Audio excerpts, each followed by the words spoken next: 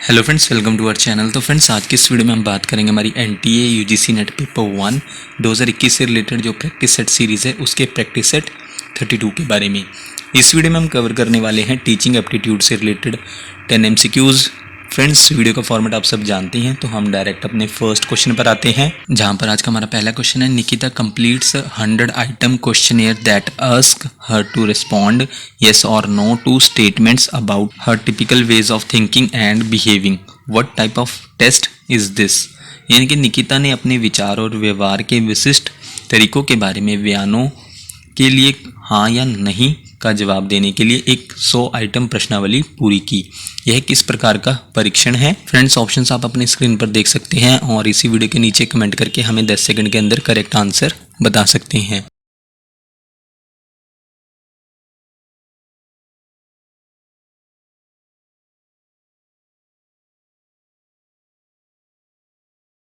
इनमें से ये है option B, objective personality test.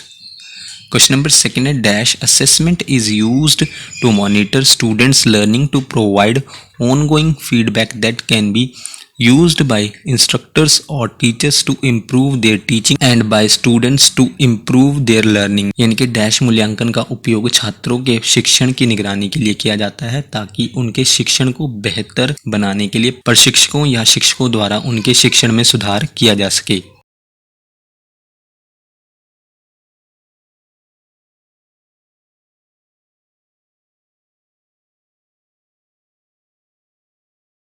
इनमें से वो असेसमेंट है ऑप्शन ए, फॉर्मेटिव असेसमेंट यानी कि औपचारिक मूल्यांकन। क्वेश्चन नंबर थर्ड में आपको बताना है, and dash test is a systematic means of testing a job candidate's abilities to perform specific task and react to a range of different situations. यानी कि एक डैश परीक्षा विशिष्ट कार्यों को करने और विभिन्न स्थितियों की एक श्रृंखला पर प्रतिक्रिया करने के लिए एक नौकरी के उम्मीदवार की क्षमताओं का परीक्षण करने का एक व्यवस्थित साधन है।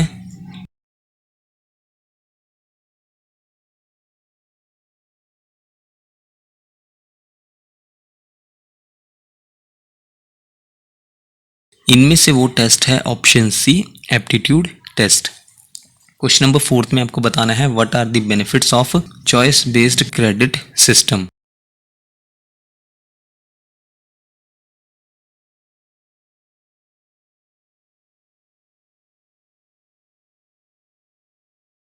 इनमें से बेनिफिट्स हैं सीबीसीएस के option D, all of these, यानी कि ये सभी। जहां पर ए पर क्या है, CBCS allows students to choose subjects that they find interesting।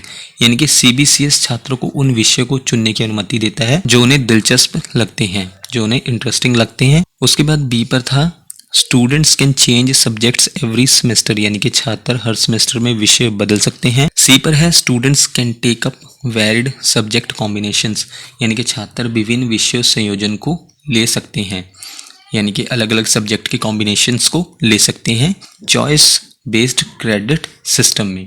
Question number fifth में आपको बताना है, in CBCS University Grants Commission has introduced a 10 point grading system with 0 being absent and fail and 10 being outstanding.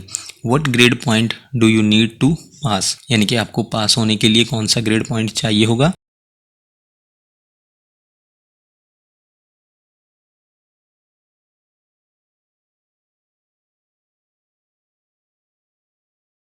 इनमें से वो grade point है option D, 4।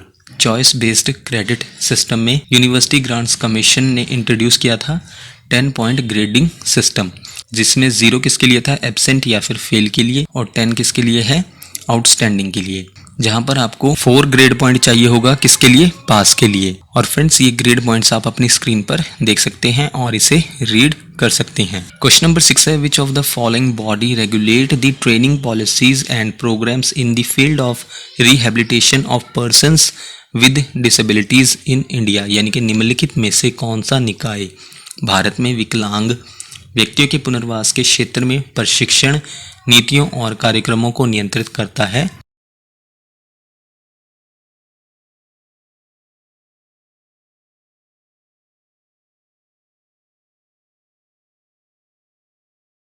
इनमें से वो बॉडी है option D rehabilitation council of India.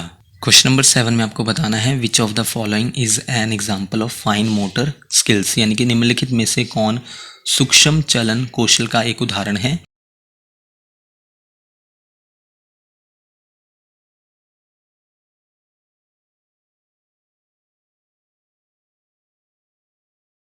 इनमें से वो एग्जाम्पल है किसका, फाइन मोटर स्किल्स का। ऑप्शन ए राइटिंग, और option B playing sports like football और बेसबॉल, ऑप्शन सी स्विमिंग, और ऑप्शन डी किकिंग। ये किसके एग्जाम्पल्स हैं, ग्रॉस मोटर स्किल्स के। क्वेश्चन नंबर 8 है dash aim at measuring an individual's emotional intellectual and behavioural tendencies, यानी कि डैश का उद्देश्य किसी व्यक्ति की भावनात्मक, बौद्धिक और व्यवहारिक प्रवृत्तियों को मापना है।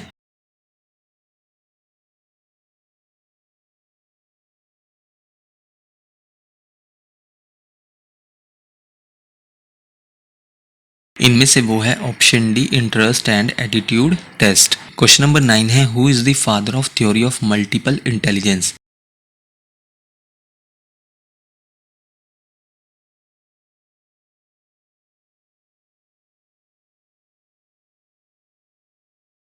थ्योरी ऑफ मल्टीपल इंटेलिजेंस के जनक हैं ऑप्शन ए हार्वर्ड गार्डनर। आज का हमारा लास्ट क्वेश्चन है क्वेश्चन नंबर 10 में आपको करेक्ट स्टेटमेंट या फिर स्टेटमेंट्स मार्क करनी है किसके बारे में, कैरेक्टरिस्टिक्स ऑफ अडल्ट लर्नर्स के बारे में।